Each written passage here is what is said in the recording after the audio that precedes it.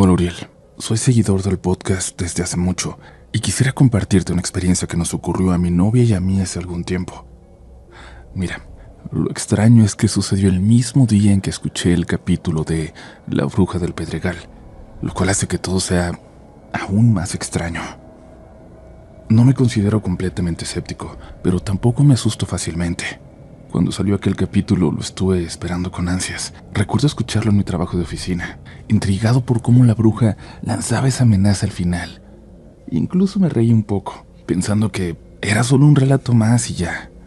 Esa misma noche mi novia y yo decidimos ir al Sacromonte, un lugar ubicado en Amecameca, Estado de México, para tomar unas fotografías nocturnas, ya que ambos trabajamos mucho en ello.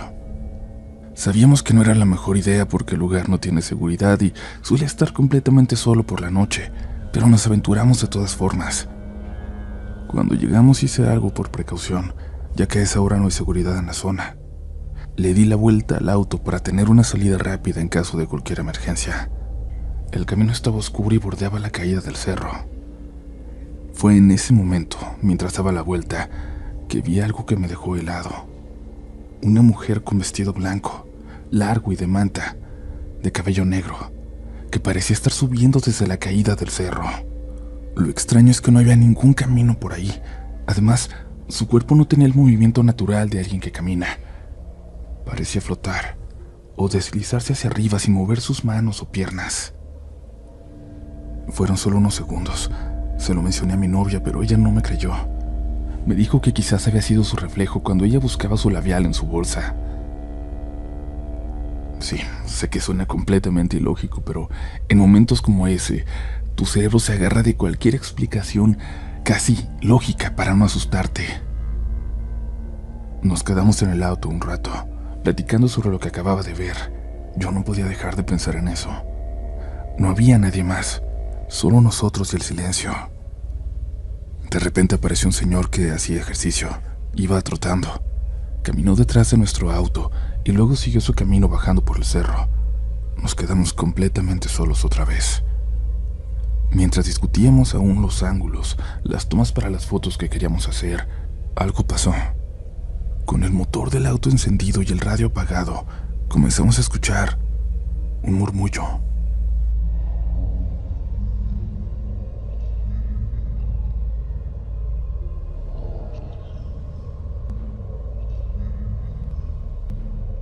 Al principio era leve, pero luego se transformó en un canto.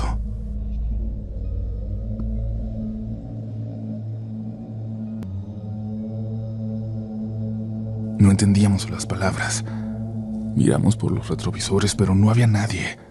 Sin embargo, los murmullos y el canto se hacían más y más fuertes. Mi novia, quien al principio estaba emocionada por las fotos, solo pudo decirme: ya no quiero tomar nada. Vamos, por favor.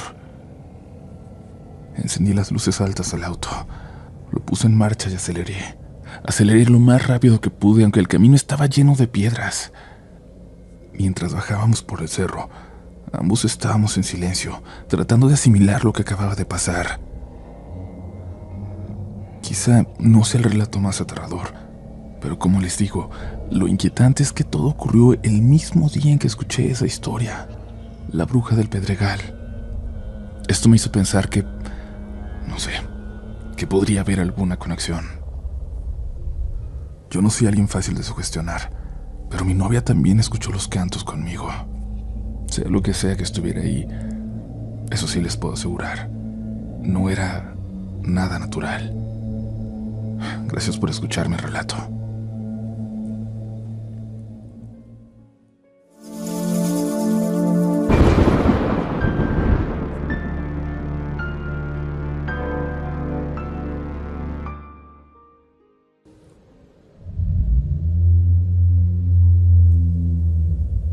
Muy buenas noches, comunidad.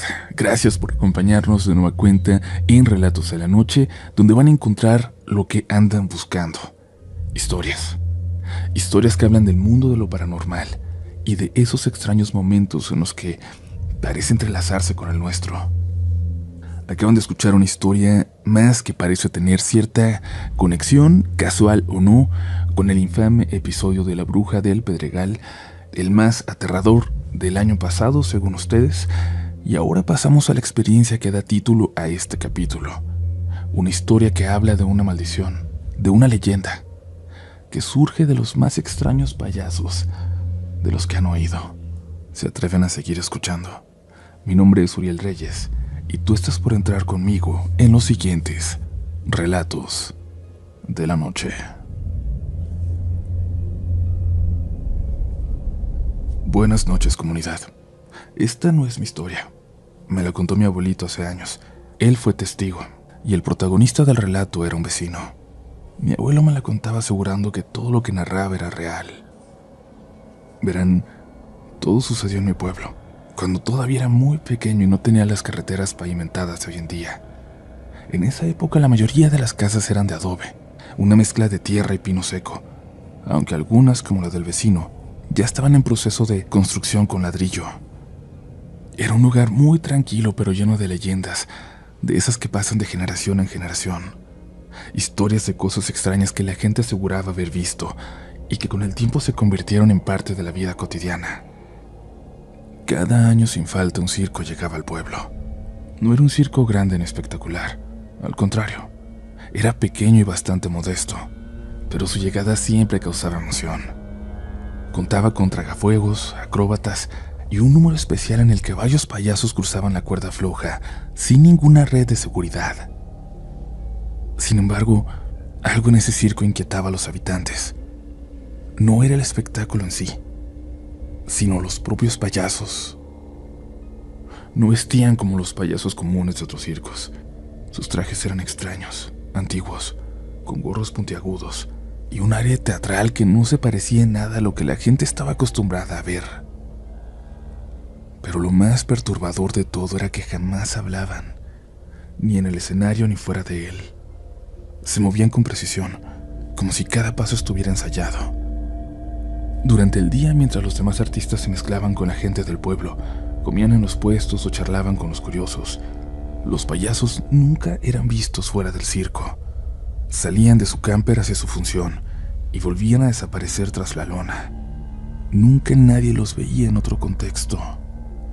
Con el tiempo la gente comenzó a hacer conjeturas. Algunos decían que no eran personas normales, que había algo muy extraño en ellos. Pero como suele suceder con las historias que nacen del misterio, nadie tenía pruebas de nada. Solo eran rumores. Hasta que alguien decidió comprobar uno de ellos.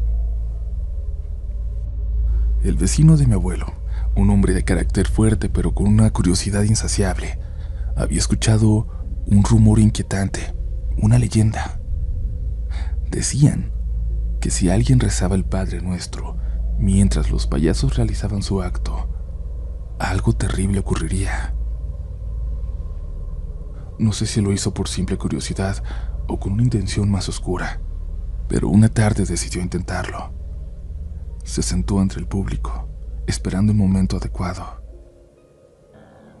Cuando uno de los payasos subió a la cuerda floja y comenzó su acto, el vecino cerró los ojos y empezó a murmurar la oración. Nadie notó lo que estaba haciendo, pero en cuanto terminó la última palabra, el payaso perdió el equilibrio y cayó. El impacto contra el suelo resonó en todo el circo. Durante unos segundos el público quedó en silencio, creyendo que todo formaba parte del espectáculo, hasta que el charco de sangre comenzó a expandirse bajo su cuerpo y algunos niños empezaron a llorar. El payaso se convulsionó por un momento, hasta que finalmente quedó inmóvil. No había médicos en el pueblo y la única forma de llamar a emergencias era desde la municipalidad. Los bomberos llegaron una hora después, pero ya era muy tarde. El payaso estaba muerto. En medio del caos, uno de los otros payasos se acercó al vecino.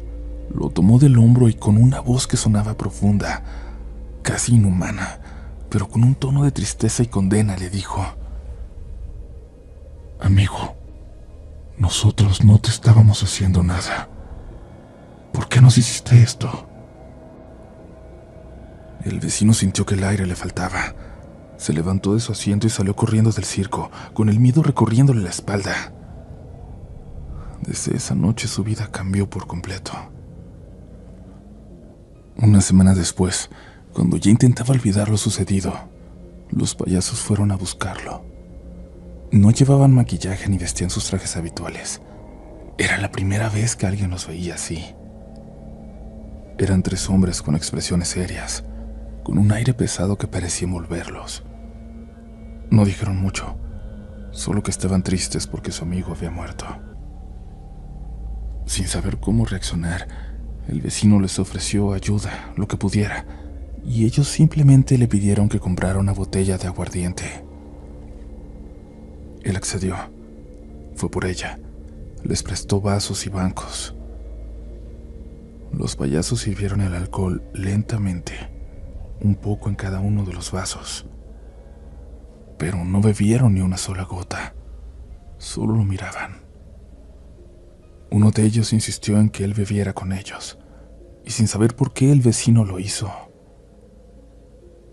En cuanto tomó el primer trago, los payasos se levantaron sin decir palabra y se fueron. Más tarde esa misma noche, su esposa lo encontró en el suelo del taller, retorciéndose y gritando como si algo invisible lo atacara. Cuando ella intentó hablarle, él pareció reaccionar, pero enseguida volvió a desmayarse. Al despertar, entrada la madrugada, le contó lo que había visto. Un grupo de hombres encapuchados, con túnicas hechas de pieles de animales, había aparecido en el taller antes de que cerrara. Se abalanzaron sobre él, lo sujetaron con manos frías y trataron de arrastrarlo afuera. Él luchó con todas sus fuerzas, cayó al suelo y gritó, pero ellos seguían allí, tocándolo, susurrándole al oído. Cuando despertó, su piel estaba helada y empapada en sudor. Desde esa noche, comunidad, su vida se convirtió en un infierno. Sombras lo acechaban. Veía cosas extrañas, muñecos vestidos con las mismas telas extrañas con las que vestían aquellos payasos. Parecían ser de trapo, pero corrían por toda la casa, a sus espaldas. Escuchaba voces, pasos en el techo, golpes en las paredes. Hasta que una noche creyó ver a uno de esos muñecos en la cama de su hijo, tapándose con sus cobijas, riendo, haciéndose pasar por él.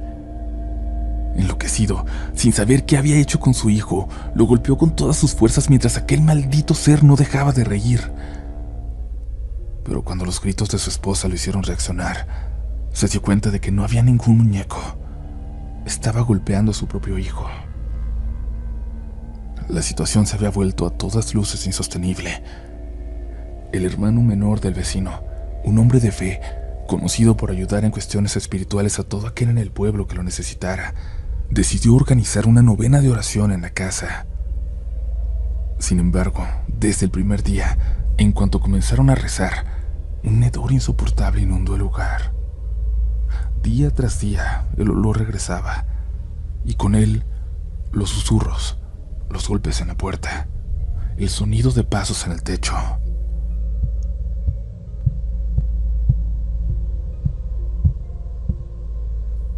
El último día de la novena fue el más aterrador. Algo golpeó la puerta con furia, como si intentara derribarla. Algo golpeó la puerta con furia, como si intentara derribarla. Afuera se escuchó un fuerte aleteo, seguido de un impacto seco en el techo. Y entonces, sin explicación, una luz cálida iluminó la habitación. El hermano del vecino agradeció a Dios. Aseguró que un ángel había llegado, que los protegería de ahí en adelante, pero el daño ya estaba hecho. El vecino nunca recuperó la razón. Poco tiempo después, cuando todo el mundo pensaba que lo peor ya había ocurrido, en un arranque de locura, cometió un crimen horrible. Asesinó a su esposa. Fue encarcelado. Guardó silencio para siempre.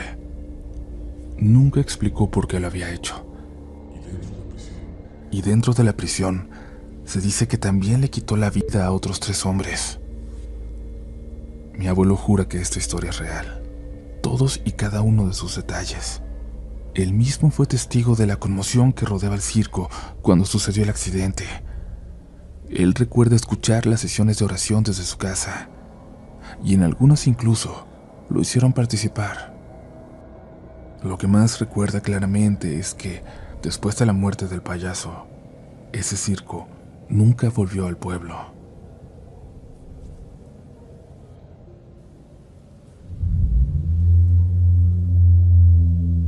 ¿Qué les pareció la anterior historia, comunidad? Recuerden que siempre son bienvenidos sus comentarios, sus opiniones y sobre todo sus teorías, porque enriquecen mucho cada episodio de Relatos de la Noche. Espero que ya sepas que la mejor forma de apoyar a que este proyecto siga andando es compartiendo este episodio con alguien que creas que lo puede disfrutar o, súper importante, con alguien que creas que tenga una historia para contarnos. También es súper importante que te suscribas si no lo has hecho, y si te sientes muy generoso, déjanos un pulgar arriba o una calificación de 5 estrellas, dependiendo de dónde nos escuches. No sabes de verdad lo que esas pequeñas acciones representan para nosotros. Gracias por hacer que este proyecto sea lo que es y siga creciendo aún después de 12 años de existencia. Pero antes de ponerme más cursi, les dejo porque aún queda una historia más esta noche. Una historia que nos va a llevar hasta Ciudad Obregón, Sonora. Una historia que viene sucediendo desde hace más de 6 años y que lamentablemente parece no parar, que parece no mejorar ni un poco. Le agradecemos a Juan la confianza en compartirla, y a ti te invitamos a no sugestionarte por lo que estás a punto de escuchar. Sin más, continuamos con más relatos de la noche.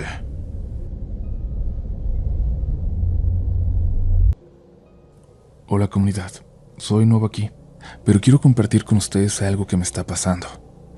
Llevo tan solo un mes escuchando Relatos de la Noche, y antes de contarles esto quiero que sepan que le pedí el consentimiento a mis hermanos y a mi mamá para poder hablar sobre esto. Cabe recalcar que tengo 19 años y que lo que estoy a punto de relatarles me viene acechando desde los 13. Mi nombre es Juan y vivo en Sonora, en una pequeña ciudad llamada Obregón, y sin más preámbulos, voy a contarles lo que no me deja descansar, ni de día ni de noche. Todo comenzó hace 6 años, hace 6 largos años. En aquel entonces, cuando mi mamá solía salir de la ciudad con mucha frecuencia, viajando a Los Cabos, a Hermosillo y a otros lugares por cuestiones de trabajo. A veces se iba por días, a veces hasta por una semana, siempre dejándonos al cuidado de su amiga Sara. Un día, cuando mamá regresó de uno de sus tantos viajes, la notamos muy extraña.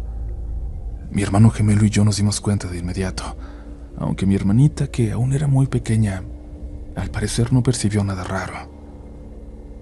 Mamá se veía cansada, decaída, como si algo le estuviera robando su energía. Siempre había sido una mujer activa, así que nos pareció muy extraño verla así. Cuando le preguntamos por fin qué le pasaba, su respuesta nos dejó helados. Mamá nunca había creído en lo paranormal. Siempre buscaba explicaciones científicas y lógicas para todo. Así que lo que nos dijo nos sorprendió aún más. Nos contó que había ido a visitar a su novio, con quien rompió tiempo después. Nunca nos dijo a qué se dedicaba ese hombre, pero nos reveló que él tenía un santero, o más bien un padrino, como se les conoce en México. Un padrino espiritual, pues. Mamá nos contó que un día la llevó con él para hacerle una especie de limpia. Cuando llegó al lugar le pareció raro que, en vez de ver los típicos santos como la Santa Muerte, San Judas y otros, el sitio estuviera lleno de muñecas extrañas. Le dijeron que venían desde Colombia. Entre todas esas muñecas, hubo una que le llamó la atención de manera especial. Tenía un vestido blanco, una cabeza enorme y el cabello completamente negro. Pero lo más extraño era que su pelo parecía hecho de garabatos, como si una niña lo hubiera dibujado. Mamá la tocó, y el padrino le advirtió que había cometido un error. Le dijo que algo malo la atormentaría, pues ni siquiera él tenía el poder suficiente para tocar esas muñecas. En ese momento mi mamá no pensó mucho en el asunto, pero cuando nos enseñó una foto de la muñeca, nos dio escalofríos. Parecía sacada de una película de terror. 2 días después, mamá comenzó a comportarse aún más extraño. Se quedaba absorta mirando un rincón de su cuarto. Dejó de comer y de beber agua. Una semana después, mis hermanos y yo empezamos a notar cosas aún más perturbadoras. Siempre he tenido la costumbre de despertarme en la madrugada, y lo que escuché esas noches fue aterrador. Oía los pasos de un niño o una niña que corría por la casa. Mi hermana era muy pequeña para andar levantándose a esa hora, y además dormía en la misma cama que mi hermano y yo.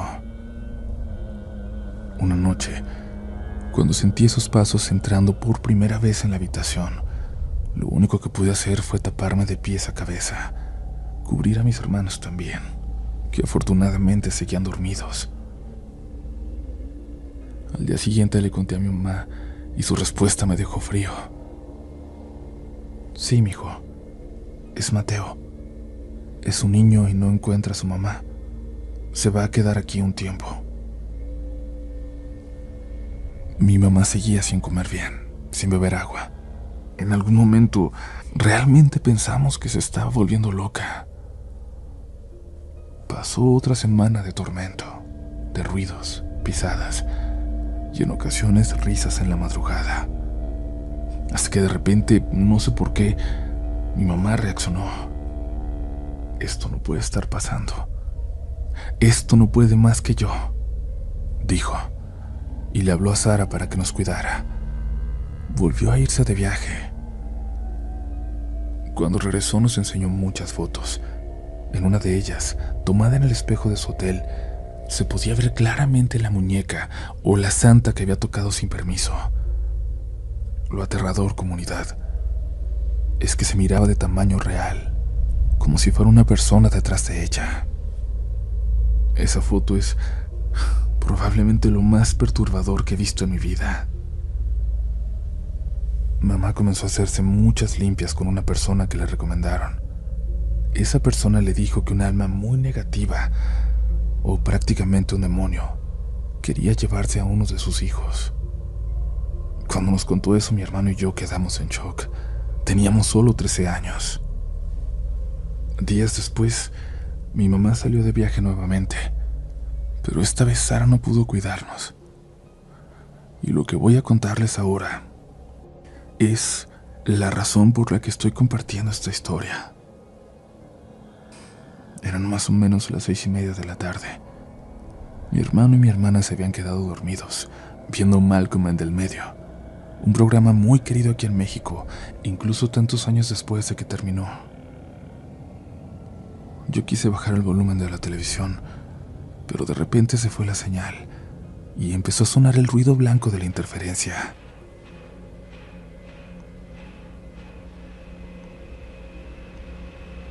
En ese momento escuché un sonido horrible. Algo estaba arañando una de las patas de la cama donde dormían mis hermanos.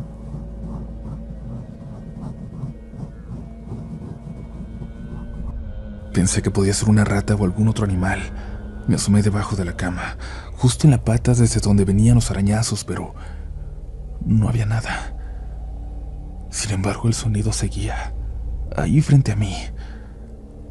Salí corriendo de la habitación y en el momento en el que crucé la puerta, sentí una sensación indescriptible, como si algo me hubiera abandonado.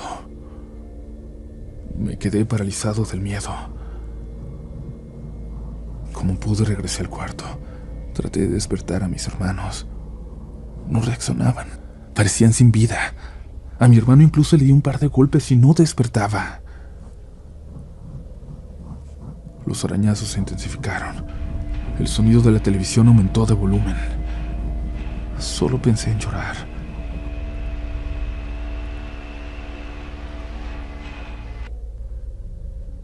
No sabía rezar, pero comencé a repetir el Padre Nuestro una y otra vez, más de 20 veces hasta que todo cesó de repente. Mis hermanos despertaron casi al mismo tiempo. Me preguntaron por qué estaba llorando. Cuando mamá llegó, le conté lo que pasó. De inmediato llamó a su santera, quien bendijo la casa con veladoras, rezos e incienso. La señora transmitía una paz increíble, muy difícil de explicar. Recuerdo que se acercó a mí y me pidió que le diera la mano. Me inspiró confianza, así que acepté. Lo que me dijo me dejó pensando hasta la fecha. Juan, tú tienes un querubín que te cuida. Le pregunté qué era un querubín, porque en ese entonces no sabía nada de religión. Solo sabía que existía un Dios. Y ella me respondió: no te preocupes, siempre estará contigo. Eres muy importante, por eso lo mandaron a cuidarte. Pero luego agregó lo siguiente: pero debes saber que así como tienes un querubín, también siento una energía muy negativa cerca, algo oscuro, algo maligno. Después de la bendición, la casa estuvo tranquila por unas semanas, hasta que volvieron los ruidos. Cuando mamá contactó a la santera otra vez, esta le dijo algo aún más aterrador. Ese niño, al que llamaste Mateo, está celoso. ¿Celoso de qué?, preguntó mi mamá. Porque estás embarazada. Él quiere meterse en ese bebé, en ese feto. Mamá se puso pálida. Yo me quedé helado. Esa noche evidentemente no pude dormir. Al día siguiente mi mamá se hizo 2 pruebas de embarazo. Ambas salieron positivas. Durante todos los meses de embarazo, todo en la casa fue un caos. La pasábamos muy mal, hasta que nació el bebé, una niña. Después de su nacimiento, todo cesó. La casa estuvo por primera vez completamente en paz. Ahora que tengo 19 años, todo esto sigue en mi mente. En la casa de mamá ya no pasa nada, pero ahora que vivo con mi novia, siento nuevamente la sensación de abandono. Es como si ese querubín nuevamente me hubiera dejado solo con la energía maligna que aún me persigue, que cada vez siento más cerca de mí. A veces la siento muy claramente en el trabajo. Primero fue poco a poco, pero últimamente es más y más claro. La puedo sentir incluso en el trabajo. Siempre, permanentemente, siento que alguien está parado detrás de mí, muy cerca. Casi puedo escuchar su respiración. Sé que esto ya no forma parte de la historia, pero estoy compartiendo mi experiencia en el grupo de Facebook de la comunidad. Quiero compartirles una fotografía. Una foto de una noche en la que me sentí muy observado y logré captarlo en una fotografía. Si bien en la esquina de la imagen se puede ver algo, al acercarme con la cámara simplemente ya no había nada. Esa es mi historia, comunidad. Espero que les haya gustado. Espero que no les haya aburrido mucho. Gracias por leer y muchas gracias a Relatos en la Noche. Soy un gran seguidor de la comunidad. Espero que puedan leer mi historia, compartirla con todos, que recen por mí. Que tengan muy buenas noches.